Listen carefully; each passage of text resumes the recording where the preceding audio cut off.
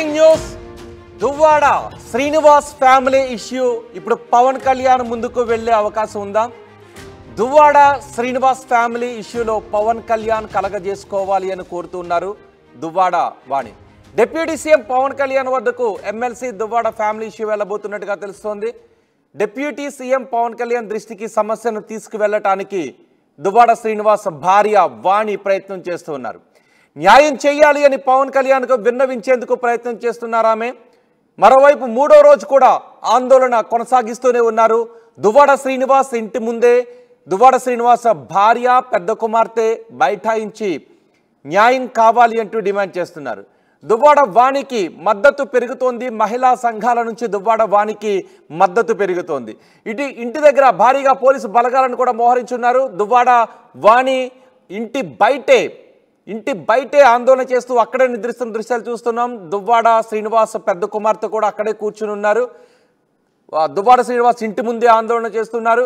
భార్య వాణికి విడాకులు ఇచ్చే ప్రక్రియను వేగవంతం చేశారు దువ్వాడ శ్రీనివాస్. వాణికి విడాకులు ఇచ్చి ఈ ఇష్యూ నుంచి బయటికి రావాలని ఆయన అనుకుంటున్నారు. అయితే ఇంట్లోనే ఉన్నారు దువ్వాడ శ్రీనివాస్. ఆ ఇంటి ముందే దువ్వాడ వాణి, దువ్వాడ శ్రీనివాస్ పెద్ద కుమార్తె ఇద్దరు కూడా అక్కడే ఉన్నారు. దువ్వాడ శ్రీనివాస్ను కలవటానికి ప్రయత్నిస్తున్నారు దివ్యల మాధురి కారణంగా ఈ వివాదం మరింత పెద్దదైంది. దివ్యల మాధురి కూడా ఇప్పుడు దువ్వాడ శ్రీనివాస్ను కలవడానికి ప్రయత్నం చేస్తున్నారు. వివాదంలో తల దూర్చేందుకు ముందుకు రావడం లేదు దువ్వాడ బంధువులు ఎవరు కూడా, దువ్వాడ శ్రీనివాస్ బంధువులు ఎవరు కూడా ఈ వివాదంలో తలదూర్చడానికి ఎవరు ముందుకు రావడం లేదు. మరోవైపు పోలీస్ స్టేషన్లో దువ్వాడ శ్రీనివాస్, దువ్వాడ వాణి పరస్పరం ఒకరికొకరు ఫిర్యాదులు కూడా చేసుకున్నారు. పోలీసులు కూడా కేసు నమోదు చేసి విచారణ చేస్తున్నారు. అయితే దువ్వాడ వాణి ఇప్పుడు పవన్ కళ్యాణ్ ముందుకు ఈ వివాదాన్ని తీసుకువెళ్ళాలి అని భావిస్తున్నట్టుగా తెలుస్తోంది. పూర్తి సమాచారం దువ్వాడ శ్రీనివాస్ ఇంటి దగ్గర నుంచి మా ప్రతినిధి నాయుడు అందిస్తారు.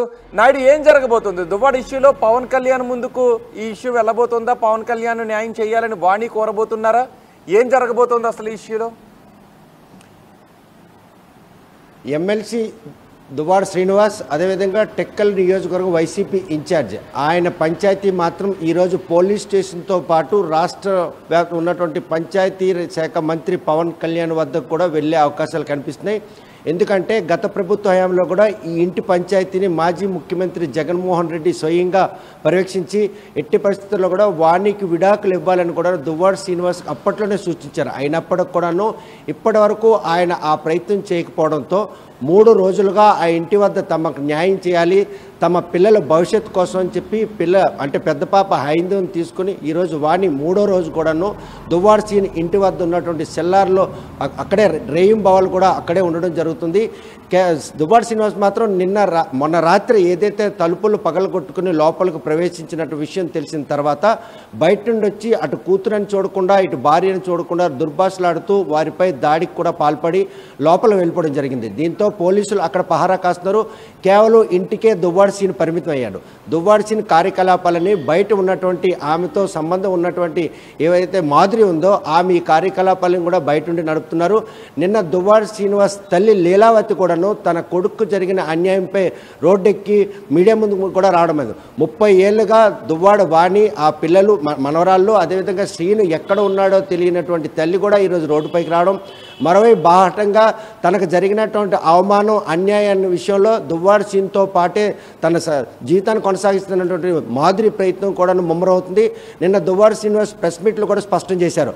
నా యావదాస్తిని కూడాను పిల్లలకి భార్యకి ఇచ్చేస్తాను, వారితో తెగదెంపులు చేసుకొని ఈరోజు విడాకులు ఇవ్వడానికి కూడాను నేను కార్యాచరణ రూపొందించాను. విడాకుల ప్రక్రియ కూడా ఓవైపు న్యాయస్థానాన్ని ఆశ్రయించడం జరిగింది. ఈ విషయాన్ని కుండ బద్దలు కొట్టిన దువ్వాడ శ్రీనివాస్ కూడా చెప్పడం జరిగింది. అయితే ఆస్తులు ఇస్తాను అన్నటువంటి మాటల కంటే చేతల్లో మాత్రం దువ్వాడ శ్రీనివాస్ చూపించడం లేదని చెప్పి వాణి కూడా బాహాటంగా ఆరోపిస్తుంది. ఎవరి ఆస్తి ఎవరికి ఇస్తారు, ఇదంతా కూడా తన స్వతార్జితం. భర్తగా ఆయన కొన్ని వ్యాపార వ్యవహారాల విషయంలో తన పేరిట ఆస్తులు రాసుకున్నటువంటి ఈ తరుణంలో ఆ ఆస్తి మా ఆస్తి మాకు ఇవ్వడానికి ఆయన ఎవరు అని మధ్యన కూడా ప్రశ్నిస్తున్నారు. ఏదైతే ఆస్తుల వ్యవహారం ఉందో ఆస్తుల వ్యవహారం ఒక ఫ్యాక్టరీ 2 ఇళ్ళు 6 కోట్ల రూపాయలతో అధునాతంగా టెక్కల్లో నిర్మించినటువంటి ఇంట్లో ఆవాసం ఉంటున్నటువంటి దువ్వాడ శ్రీని పిల్లలు కూడాను ఈమె అంటే మాధురితో ఉన్న వ్యవహారం తెలిసిన తర్వాత దువ్వాడ శ్రీని ఇంటికి రానివ్వకుండా చేశారు. 2 ఏళ్లుగా కుటుంబం నుండి దూరంగా ఉన్నటువంటి దువ్వాడ శ్రీని ఎన్నికల ప్రక్రియలో భాగంగా 6 నెలల క్రితం ఎక్కడైతే ఏదైతే హైవే పక్కన ఉన్నటువంటి స్థలంలో ఇంటి నిర్మాణం చేపట్టారో అక్కడ తాత్కాలిక నిర్మాణంలో ఆయన ఆవాసం ఉంటున్నారు. అక్కడ నుండే వైసీపీ పార్టీ కార్యాలయం పేరుతో అక్కడ గృహప్రవేశం చేశారు. అనంతరం ఆయన అంటే ఉండడానికి అకామిడేషన్ అనేటువంటి అన్ని మౌలిక సదుపాయాలు కూడా కల్పించుకున్నారు.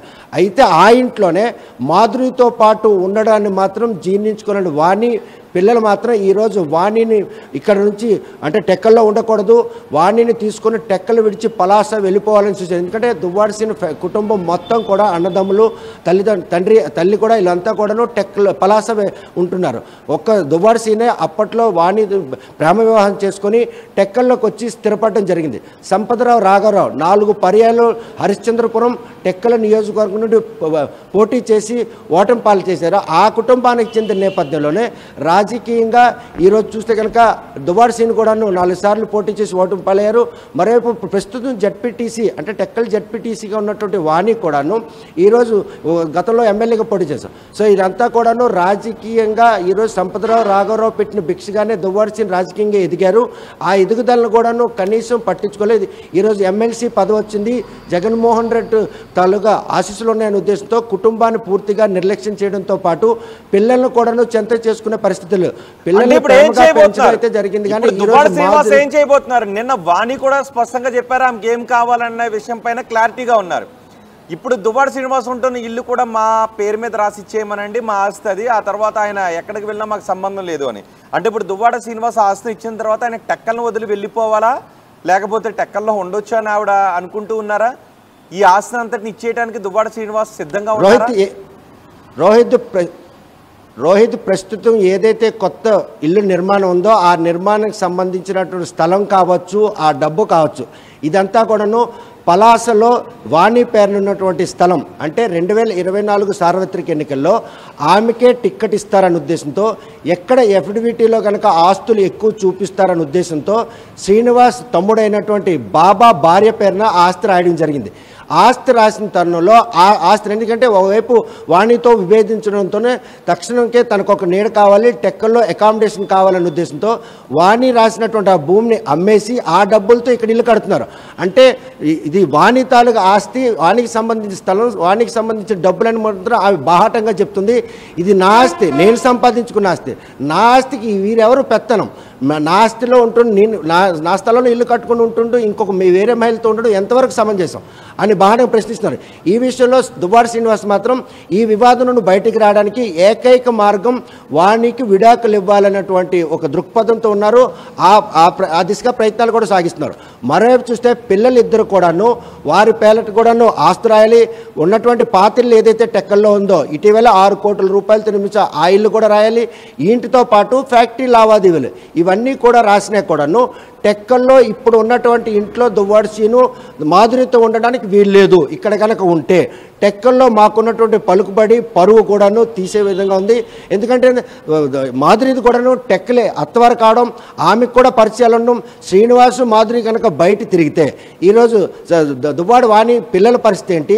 పెద్ద పాపకు హైందుకు వివాహం జరిగింది, అత్తింటి వారి నుండి కూడా వారికి వేధింపులు ఉండే అవకాశాలు ఉన్నాయి. చిన్న పాప కూడా మెడిసిన్ పూర్తవుతుంది, ఆమెకు కూడా సంబంధాలు వివాహం చేసే క్రమంలో ఇటువంటి పరిణామాలు ముందున్నటువంటి ఈ నేపథ్యంలో మాధురి అదేవిధంగా దువ్వాడ శ్రీను బాహాటంగా జంట పక్షుల్లో ఎలా తిరుగుతారు అని కూడా ప్రశ్నిస్తుంది. ఈ విషయంలో వారి నుండి తప్పించుకునేందుకు యావదాస్తిని అయితే రాసేస్తానని చెప్తున్నటువంటి శ్రీనివాస్ ఎక్కడ కూడా రాసినట్టు రిజిస్ట్రేషన్ చేయించాం, దఖలు చేశామని చెప్తున్నారు. ఆ ప్రూఫ్స్ ఏవి కూడా మాకు ఇవ్వలేదని వాణి మాత్రం ఆరోపిస్తుంది. అటువంటివి ఏవైనా ఉంటే మాకు చూపించి మాకు దఖలు చేసిన తర్వాత కొన్ని ఆస్తులను భార్య పిల్లలకి ఇచ్చేస్తాను అని, అది నిజమా అబద్ధమా? ఎందుకంటే దానికి దసరాలు దాఖలు చేయడం పెద్ద రోజుల తరబడి తీసుకోదు. వాటికి ఒక రోజు 2 రోజుల్లో అయిపోతుంది, లేదా కొన్ని గంటల్లోనే అయిపోయే అవకాశం ఉంటుంది. దానికి నెలలు వారాలు జరిగే అవకాశం ఉండదు.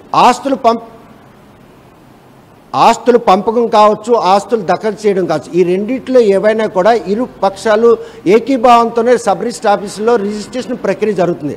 దువ్వాడ శ్రీనివాసులు వారి పిల్లలకి ఆస్తులు రిజిస్ట్రేషన్ చేశానని చెప్పడంలో మాత్రం వాస్తవాలు అయితే మాత్రం ఎక్కడ కనిపించదు. ఎందుకంటే రిజిస్ట్రేషన్ ప్రక్రియలో ఇటు పిల్లలు భార్యతో పాటు తను కూడా ఉండాలి. ఆస్తి లావాదేవీల విషయంలో ఇరు పక్షాలు ఏకీభావంతోనే ఈరోజు రిజిస్ట్రేషన్లో ఆస్తుల తాలూకా రిజిస్ట్రేషన్ ప్రక్రియ జరుగుతుంది. మరి శ్రీనివాసరావు నేను ఆస్తులు పిల్లల పేరును రాశాను, భార్య పేరును కూడా రాశాను అని చెప్తున్నప్పుడు ఆ దస్త్రాలు చూపించడానికి ఎందుకు బయటికి రావట్లేదు? ఒకవేళ ఆ దస్త్రాల్లో నేరుగా కనీసం జిరాక్స్ రూపంలో వారికి ఇచ్చి, ఇగో మీ ఆస్తిని మీకు దఖలు చేశాం, మీతో నాకు సంబంధం లేదు, నీకు విడాకులు ఇస్తున్నా అని చెప్పి వానితో మాట్లాడే అవకాశం ఉంది. కానీ అవి లేకుండానే కేవలం ఆ మాటలకే పరిమితం ఉన్న విషయాన్ని మాత్రం దువ్వాడ వాణి కూడా బల్లగుద్దు చెప్తున్నారు. మాకు రిజిస్ట్రేషన్ చేసి ఆస్తులు దఖలు చేసినటువంటి డాక్యుమెంట్లు ఎక్కడున్నాయి, శ్రీనివాస్ని చూపించమండి, లేదంటే మీడియా ముఖంగానే మాకు చూపించమనండి. చూపించినట్టయితే ఈ ప్రక్రియ పూర్తయిన తర్వాత కూడా ఆ ఇంట్లో ఉండడానికి అవకాశం లేదు, మరోవైపు టెక్కల్లో ఉండే అవకాశం ఎట్టి పరిస్థితుల్లో.